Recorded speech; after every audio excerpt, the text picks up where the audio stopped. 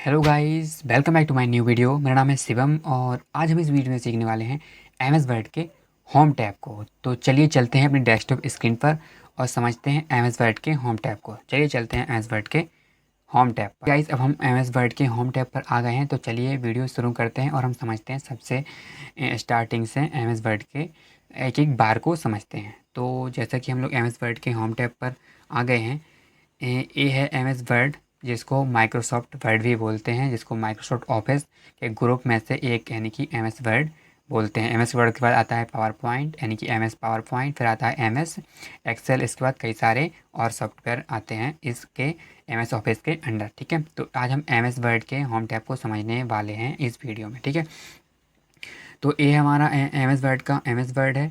इसमें सबसे ऊपर आप देख रहे होंगे, यहाँ पर है ऑटो सेव। ये सेव ऑटो सेव अगर ऑन करेंगे तो क्या होगा कि आपको यहाँ पे साइन इन का ऑप्शन मांगेगा, क्योंकि ये जो एम एस वर्ड है ये उसका 2021वां वर्जन है।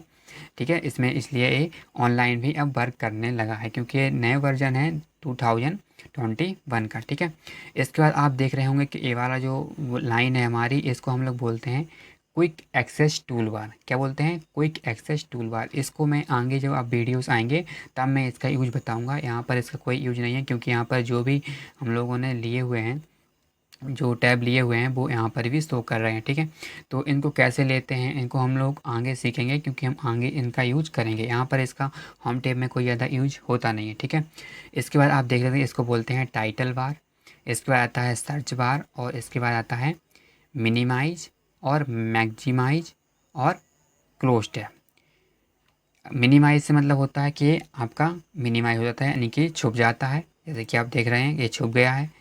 ठीक है, यहाँ से हम क्लिक करके इसको करते हैं। मैक्सिमाइज़ का मतलब होता है कि इसको हम लोग कई सारी साइज दे सकते हैं। अब हम इस ये जो हमारा वर्जन है ये विंडोज 11 है, तो यहाँ पर कई सारे टैब आ चुके हैं। अब जिस तरह से आप इसको मैक्सिमाइज़ करना चाहें उस हिसाब से रख सकते हैं। जैसे कि मैं यहाँ पर देखो, आप देख सकते हैं इसका मैक्सिमाइज हो चुका है। ठीक है, क्लोज तो मतलब होता है कट कर देना। इससे हम यहाँ पे कट कर देंगे तो यहाँ से ये कट हो जाएगा। इसके बाद आता है एक टैब, इसको टैब बार या मेन्यू बार भी बोलते हैं। सबसे पहले आता है फाइल, जहाँ से हम किसी भी फाइल को यहाँ पे सेव करना है, सेव एज करना है, प्रिंट करना है, शेयर करना है, एक्सपोर्ट करना है। कई सारे ऑप्शन होते हैं यहाँ पर। ठीक है, और यहाँ से हम लोग कोई न्यू डॉक्यूमेंट्स भी कर सकते हैं। ठीक है, तो ये आज हमारा यूज है नहीं इसमें। ठीक है, तो ऐसे हम इसमें बैक चले जाते हैं। बैक जाने के बाद हमारा आता है होम टैब, इसके बाद आता है इंसर्ट टैब। इस होम टैब को आप जिस पर भी हम क्लिक करेंगे, जैसे होम टैब पर क्लिक किया तो होम टैब के कई सारे जो हैं वो रेवेन इन सब को जो सबसे पहले हम समझते हैं इसको। ये होम टैब हो गया, इसको इंसर्ट बोलते हैं, इसको ड्रॉ, इस डिज़ाइन, लेआउट, सबको हम लोग बारी बारी से समझने वाले हैं। इसके बाद आता है कमेंट और फिर एडिटिंग, इसके बाद शेयर। ठीक है, इसका कोई अभी ज़्यादा यूज है नहीं, अगर आप ऑनलाइन वर्क करते हैं तो ही इनका यूज है। इसके बाद आता है, इसको बोलते हैं पूरे को रिवीन बार।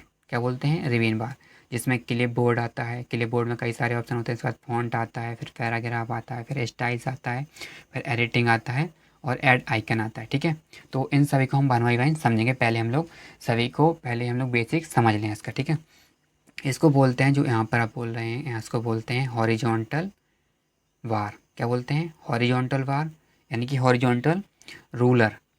हॉरिजॉन्टल बार बोल सकते हैं या हॉरिजॉन्टल रूलर बोलते हैं। ठीक है, इसको बोलते हैं वर्टिकल रूलर। क्या बोलते हैं? Vertical ruler. इसके बाद अब नीचे देख रहे हैं, इसको बोलते हैं, इसके नीचे बोलते हैं, इसको बोलते हैं स्टेटस बार।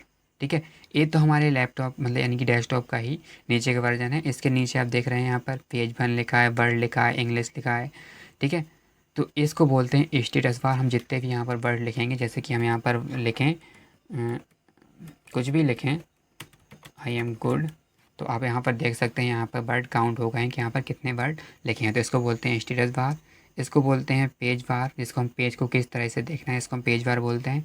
इसको हम जूम इन और जूम आउट बोलते हैं, जूम बार बोलते हैं। और इसको बोलते हैं स्क्रॉल बार, पेज को स्क्रॉल करने के बाद।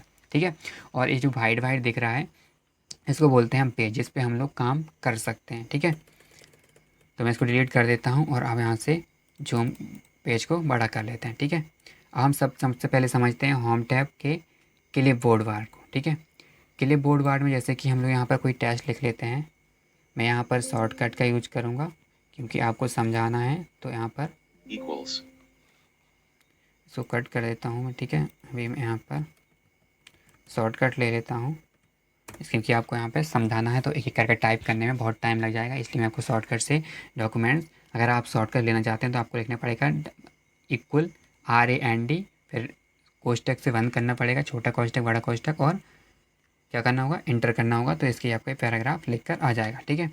इसके बाद होता है क्लिप बोर्ड। क्लिप बोर्ड में आप देख सकते हैं कट, कॉपी, पेस्ट और फॉर्मेट पेंटर, ये 4 ऑप्शन होते हैं, ठीक है। इन चारों को हम लोग यूज देख लेते हैं, इसको किस तरह से यूज करते हैं।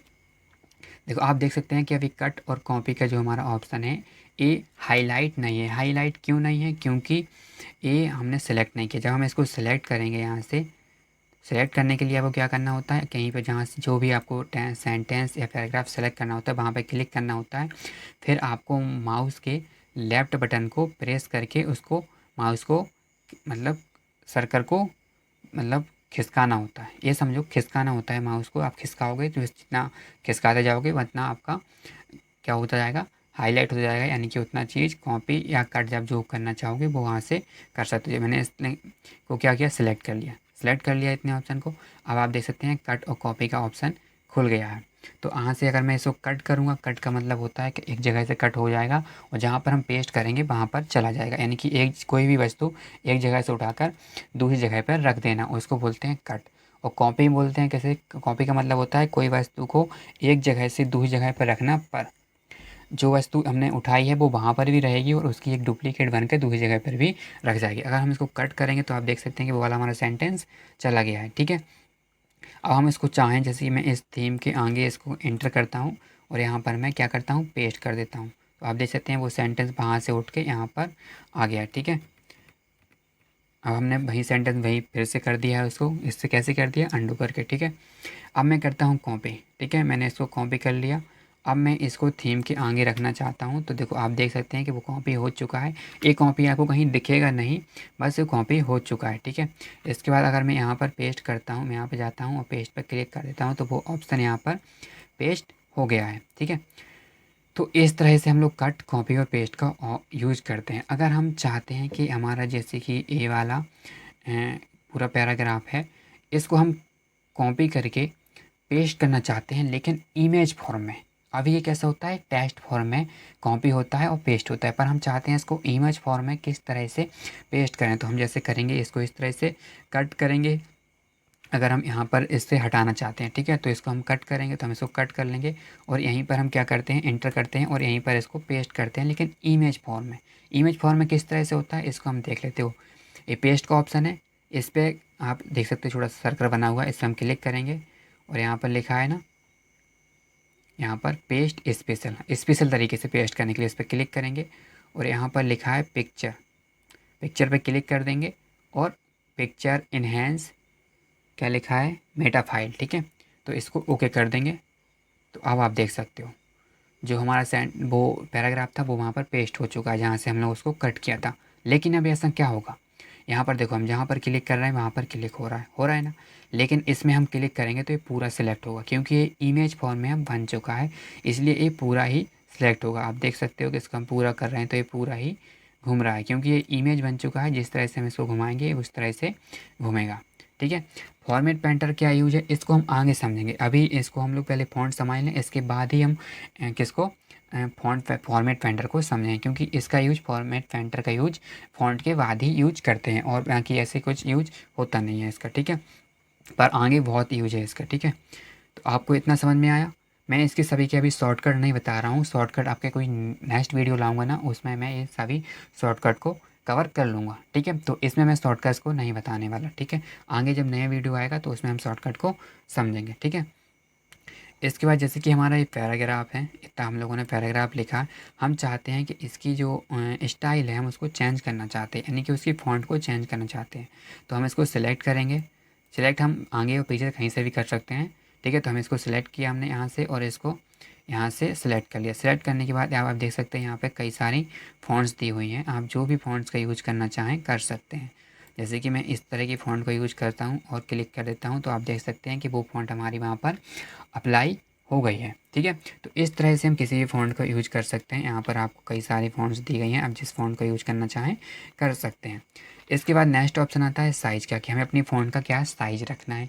तो यहाँ पर जैसे इसको हम सेंटेंस को सिलेक्ट करेंगे, ठीक है, और यहाँ से हम लोग साइज़ को बढ़ा सकते हैं, ठीक है।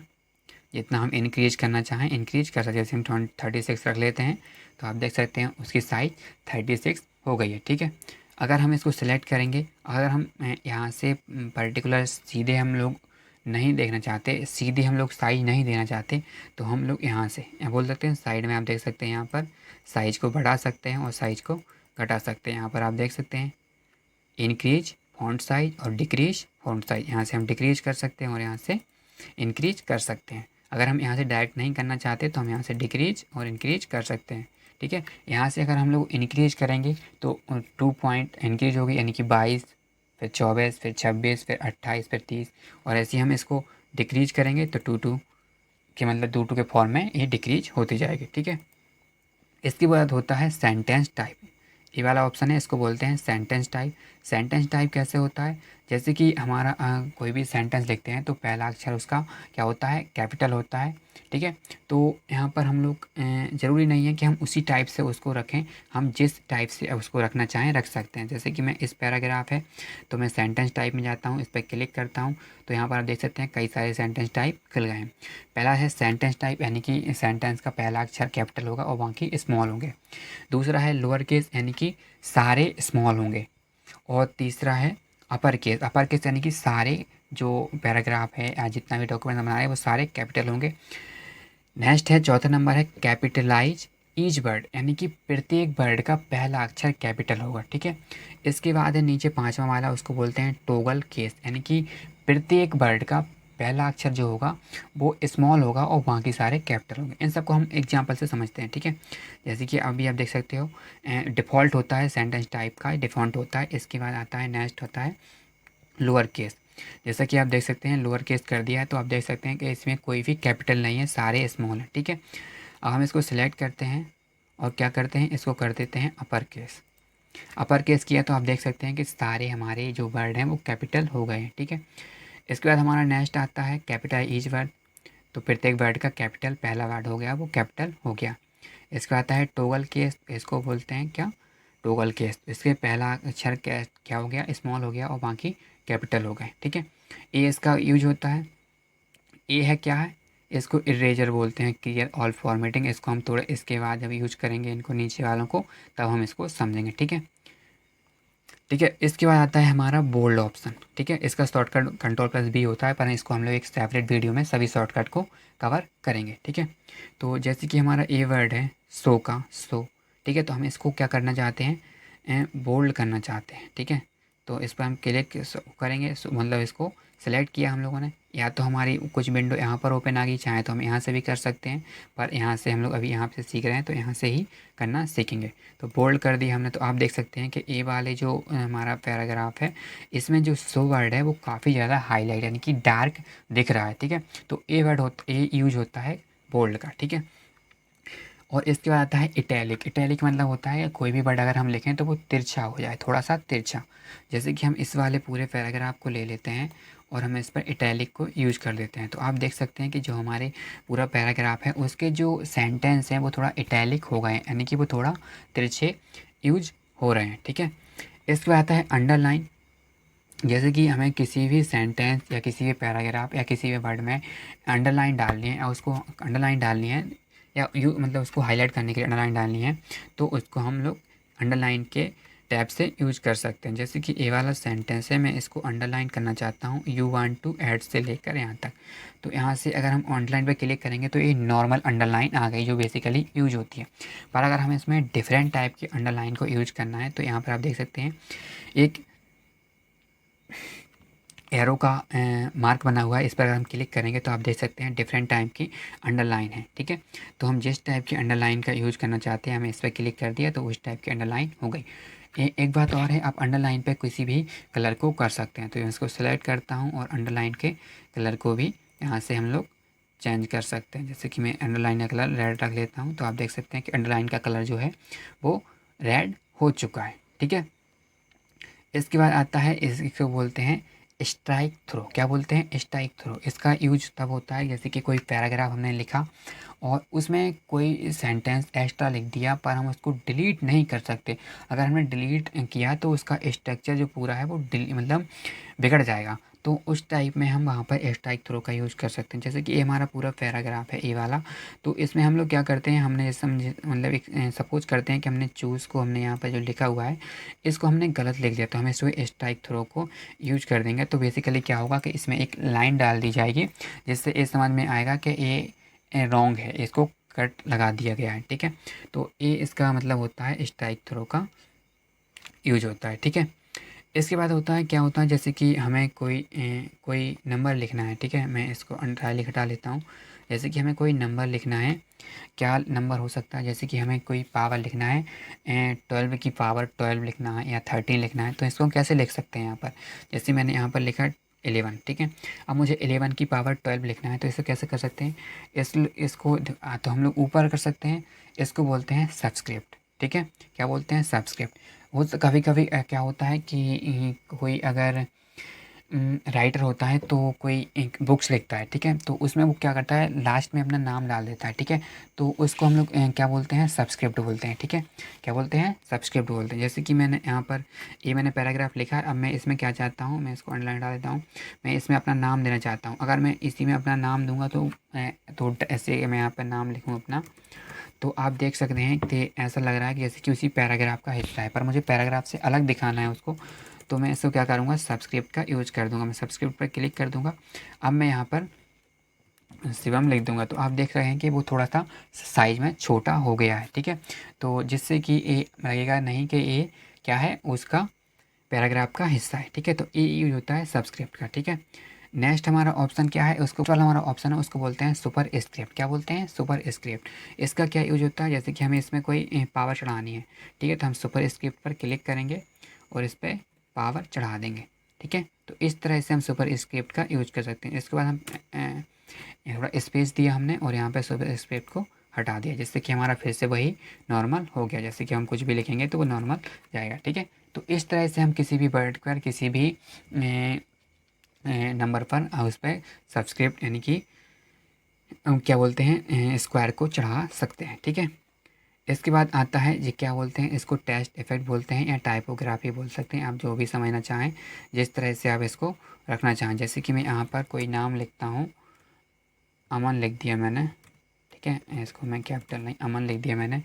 मैं इसको थोड़ा टाइपोग्राफी में जाता हूँ और यहाँ से मैं कुछ और दे देता हूँ इसमें, मतलब कोई समझ लो, इसको डिज़ाइन समझ सकते हैं आप कि इसको डिज़ाइन बोलते हैं। तो मैंने इसको अमन देख सकते हैं, टाइपोग्राफी इस तरह से हो गया है। इसको बोलते हैं आउटलाइन, शैडो। आपको अगर शैडो रखना है, जिस तरह से हम लोग वीडियो एडिटिंग करते हैं तो वहाँ पर हम लोग इन सब का यूज़ कर सकते हैं। वैसे ही हम लोग यहाँ पर भी एम एस वर्ड में भी ये कर सकते हैं। ये जो ओल्ड वर्जन थे उसमें ये फीचर नहीं था, लेकिन अब इस वाले न्यू वाले क्या होता है, जो न्यू वाला वर्जन आया इसमें ये सब फीचर आ गए हैं। ठीक है, तो आप जिस तरह का रखना चाहें, जैसे कि मैंने इस तरह का यूज़ कर लिया है। मुझे कुछ क्या बोलते हैं, मुझे शैडो देना है तो मैं इसके शैडो भी, ऐसे कई सारे ऑप्शन है, तो मैं इसको शैडो यहाँ से ले लेता हूँ। जैसे मुझे इस तरह का शैडो मैंने ले लिया यहाँ पर। और यहाँ से कुछ और चाहिए, जैसे रिफ्लेक्शन चाहिए तो यहाँ से रिफ्लेक्शन भी कर सकते हैं। ग्लो चाहिए तो यहाँ से ग्लो भी कुछ यूज कर सकते हैं। यहाँ से आपको जिस तरह की वो चाहिए वो आप यहाँ से यूज कर सकते हो। ठीक है, इसके बाद आता है, इसको बोलते हैं टेक्स्ट हाइलाइटर कलर, यानी जैसे हम लोग बुक्स में हाईलाइट करते हैं वैसे ही हम लोग यहाँ पर भी टेक्स्ट को हाईलाइट कर सकते हैं। जैसे कि हम ऊपर जाते हैं और हम लोग क्या करते हैं, इसको, इस पूरे पैराग्राफ को हाईलाइट करते हैं। ठीक है, तो इस पे हम लोग येलो कलर दे देते हैं। लेकिन आप यहाँ पर एक चीज़ नोट कर रहे हैं कि बीच में एक लाइन है, क्योंकि जब हम लोग बुक्स में हाईलाइट करते हैं तो बीच में लाइन पड़ जाती है, क्योंकि हम लोग टेक्स्ट को ही हाईलाइट करते हैं। तो इससे क्या होगा, वो सेंटेंस हैं, जो पैराग्राफ है वो हाईलाइट होगा और बीच में जो स्पेस होता है वो हाईलाइट नहीं होगा। ठीक है, तो ये हाईलाइट कर लिया हमने। इसके बाद आता है टेक्स्ट कलर। ठीक है, तो जैसे कि मुझे कोई टेक्स्ट है, जैसे कि यहाँ से मैं ले लेता हूँ इट से लेकर क्लिक्स तक, इस यहाँ तक को मैं कि टेक्स्ट का कलर कुछ और देना चाहता हूँ। मैं चाहता हूँ यहाँ का जो कलर हो वो ब्लू कलर का हो। तो ठीक है, तो मैं ब्लू कलर दे दिया यहाँ से। एक सेकेंड, अभी उस पर शायद क्लिक नहीं हुआ है, तो मैं यहाँ से क्लिक ले लेता हूँ और यहाँ से मैं इसको क्या करता हूँ, ब्लू कलर दे देता हूँ। तो आप देख सकते हैं यहाँ पर इसका ब्लू कलर हो गया है। तो इसको क्या यूज करते हैं, इसको करते हैं टेस्ट हाईलाइट करने के लिए, इसका यूज करते हैं टेस्ट को क्या बोलते हैं, टेस्ट का कलर चेंज करने के लिए। इसके बाद हमने ऊपर वाला ऑप्शन है, इसको हमने क्लियर फॉर्मेटिंग नहीं सीखा था, इसको हम लोग क्लियर फॉर्मेटिंग को बाद में सीखते हैं, पहले हम फॉर्मेट पेंटर को सीखते हैं।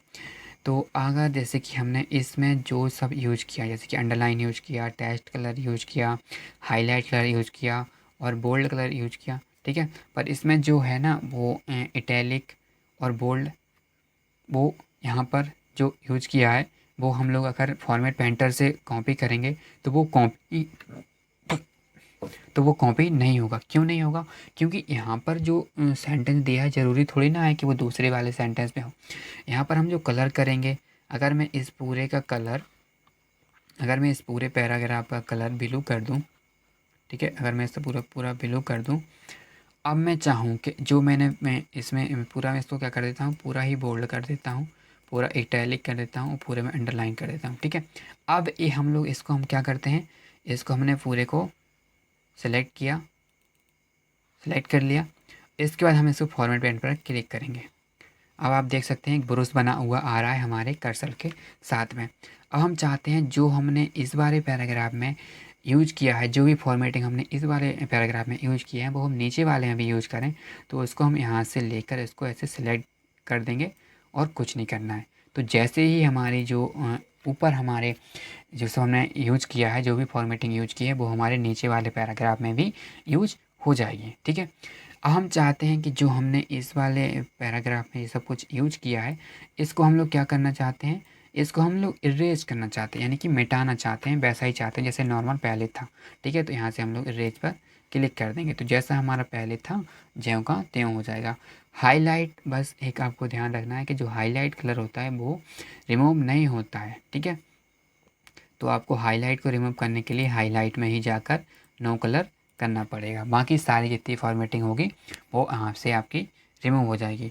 तो आज हमारा वीडियो लॉन्ग ना हो इसलिए आज हम यहाँ तक केवल क्लिपबोर्ड और फ़ॉन्ट को ही समझते हैं। आगे हम लोग पैराग्राफ स्टाइल्स और एडिटिंग को समझेंगे, क्योंकि वीडियो लॉन्ग हो जाता है तो बोरिंग होने लगती है वीडियोस को देखने के लिए, ठीक है। तो आज के हम इस वीडियो में होम टैब में क्लिपबोर्ड और फ़ॉन्ट को ही कवर करते हैं। नेक्स्ट वीडियो में पैराग्राफ स्टाइल्स और एडिटिंग को क्या करेंगे, कवर करेंगे। तो नेक्स्ट वीडियो जल्दी ही आएगा, इसलिए चैनल को सब्सक्राइब ज़रूर करें और लाइक करें ज़रूर, क्योंकि इस तरह के वीडियो अब आपके इस चैनल पर आते ही रहेंगे। तो thank you for watching guys, मिलते हैं नेक्स्ट वीडियो में।